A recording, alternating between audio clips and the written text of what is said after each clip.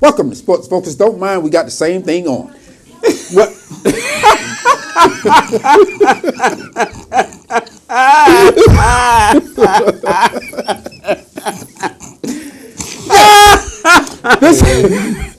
I ain't got no This say. is NFC EAST talk.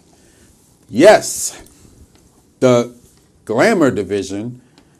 A lot of divas in that division, you know, as you know. Two Cowboy fans right here and the Eagle right here. So this is right up our alley. But first, I have to put something out there.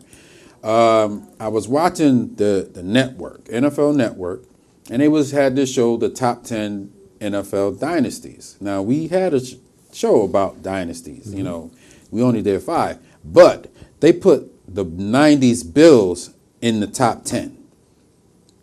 And the thing that struck me the most is they put them ahead of the 70s Cowboys. Now let me ask you guys, do they even belong in the top 10? As far as you're saying that. Now, I give them that they won their 4 Super Bowls. I give them all of that. But they never won a Super Bowl. And it was an amazing feat to go to 4 straight Super Bowls. But there's no way in hell that I'm putting them above a team that won a few Super Bowls in their so-called a dynasty. No way. They were 8th on this list. Who was 10th? The 70 Cowboys was 9, and I believe it was the 70s Raiders. You put them ahead of the Raiders? Yes. And, you know, we already know that they made a mistake putting in front of the 70 Cowboys. Because the 70s is what gave the Cowboys the America's team moniker. Do they belong on this list? Not in the top 10. He says yes. I don't think so. I'm sorry. It still made 4. They went 4 times. But they didn't win. I'm sorry. They didn't win, but they still was a dynasty at that point in time in the AFC. Yes. Most of the time, you don't talk dynasty unless there's a lot of winning. There wasn't a lot of winning. Yeah. What were their record? Championships, my man. They talk dynasty when Dynasty they talk means championships. you won. Not because, I made it there. They made it there. They could say they made it there 4 saying times. they No make it other in But team. as far as, I know, I don't. No other team I can don't say think that. it'll I'm sorry. I don't think it'll be done. It wasn't until the Patriots did it. No one besides the Cowboys could say we won 3 out of 4. 3 in 4 years. Yep. Pittsburgh was the first one to say we won 4 and 6. And Dallas, now New England did it. And, you know. So, but no, about to just be because 6. you went to 4, that's like saying I went to to watch the UConn game at the Rec 4 times in a row and I'm a champion now. No, you can't use that. No. No. I Yes. They don't call. Do they call the Pistons a dynasty? Why not? No, they don't. won the two back to back. Back to back. Do they call them a dynasty? Because they went 3 years in a row. Remember, they lost and then won 2. They don't call them a dynasty. Do they call Houston a dynasty That's when in they won a basketball. couple? That's Okay. in basketball. Okay. We talking about football. Okay. But you know what? Do they call the Chiefs a dynasty? I don't know. Was they on this list? No, they wasn't on the list. They only won one. They won one Super Bowl, but they went to the first 2. Went to the first Super Bowl, and then the Raiders went to the second one. They took another year off, and they went to Super Bowl 4. So, but to wrap this up, nowhere in hell Buffalo belongs on this list as far as instead of you're putting them ahead of the 70s Cowboys, who the only team in the NFC to win a Super Bowl. They went to 5 during the decade, but this team, no. I just sense like the media feels so sorry for them. Oh, Buffalo. So let's give them something. Let's put them all in the Hall of Fame. But they were great players. I give you that. But, they threw them all in first, made them first ballot Hall of Fame. They waited for Andre Reed, though. But he was the only true great one, him and Bruce Smith. I give him that. Norfolk Southern. There you go. Now, let's get to this NFC East now.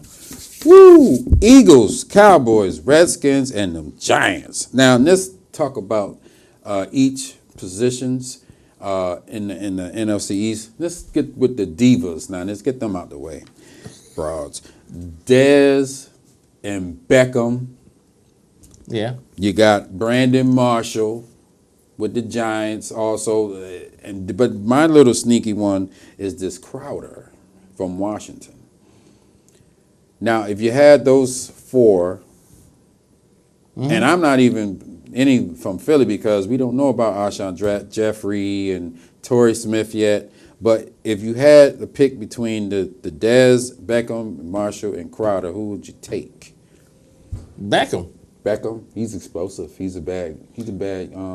Only reason why I would take Beckham over Dez is simply because who's on his other side. Because it's going to take a lot of attention. Yeah, that's going to take a lot of attention. You're not going to know who to double, what you're going to do with him. Dez need the same thing that Mike had, that person on the other side that's a threat in order to get him his full potential. And they got that running game. We'll talk about the running back later, but anything, how you feel about the Jeffrey? How you think, he's going to do? I'm not going to say anything. I don't know anything right now. We see because we don't know. Because, he was hurt last year, so. And he got suspended. Yeah. He was another one of those players that got suspended 4 games. That was during the season, too. That was kind of weird. But let's move on. Quarterbacks. Eli, Dak, and Mr. Franchise Tag guy, maybe for the 3rd year in a row, Kirk Cousins and Carson Wentz. Somebody, I think was. It's going to be interesting about the quarterbacks. Yeah. You got Eli, and I'm sorry to say Eli is he's the top dog. And that he may not realize, may not like it, but he is. He have 2 Super Bowls. As they say, don't hang your hat on those because those were far ago.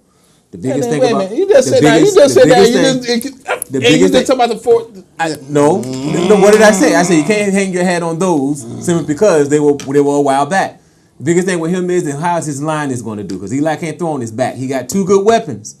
Now if the Giants get a good running game going and he can stay upright, yes, he is the big dog. But Kirk Cousins got the numbers. I'm about to say, they have it all together down in Washington on the offensive side, and they put it together last year, but their defense was just holding on. They don't have the thing, but you got to look, they lost one of their receivers. They lost both. They're like the first team in NFL history to lose both of their starting receivers. So that team is a little bit different now. I think they're going to be fine. I don't know. And Philly, it's sort of like with Dak and Carson Wentz, the upside is there. Upside down, we don't know what's going to happen. And Dak got, of course, he got the, good line, and he got some weapons, some superior weapons, actually. So we just have to see how it turns out. But if I had to pick one, I would go with Dak. I like his upside. And Eli with them damn turnovers, even though he got some weapons now, passing the ball, like you said, the O-line suspect. Yeah. Running game, Paul Perkins going to be running back. That's the only thing. We don't know. We're just going to have to see. And that's the biggest thing. I'm surprised they didn't go after any offensive lineman or a solid running back that may have been out there because I think that's what's missing because he's going to have to throw the ball. Yeah. Well, a la Tony Romo. If you don't do those things, like how we was talking about, the boy in Indianapolis, Andrew Luck. You don't build that line, I guess Luck is going to have a short career. Very short career. He's going to turn into Ryan. He already started a short career. Now, I don't know if he's going to start. Let's move on to the offensive lines. I'm only going to talk about 2 of them. The Eagles. Now, in one publication, they was voted the #1 offensive line in the league. Nah. Hey, man, I saw it on Facebook. And Facebook be telling the truth. The biggest thing is getting their right tackle back in makes them a little stronger because Lane Johnson. That makes them better. Because when he went out, Wentz went downhill fast. He did. Yeah. He went downhill fast. When he came back, another drug suspension. Yeah. Yep. Yeah. So it's going to be interesting. It's going to be an interest now. Let's go into the new line. Them big boys there. Yeah, but drafted. That's a lot of meat and potatoes. First round picks. Oh my God, there's a lot of meat and potatoes there, boy. Good gracious. We give the Cowboys line. Trying to beat Great Wall 2. I tell you, man. All right, let's get to the next one. Don't say you don't want to speak on it. Nope, not gonna speak on it. I tell you, it's the Cowboys. They got the better offensive line. I admit that. All right, man. You ain't got to. All right. Running back. Who's Cowboys? Who's running back in the NFC EAST besides Zeke? You got, let me see. Who's the Eagles running back? Blunt. Garrett Blunt. He just got signed. The Cowboys. Giants Perkins. Perkins. And then who Washington had? They had Johnson. Then they switched him off and they put Is it Rob? Is it Kelly? Matt Jones? They're probably Matt Jones and Fat Rob, right? I think so. Yeah. But he's the premier. Yeah, he's the running premier. back. And you're saying fantasy wise, he's the number one pick. Number one pick.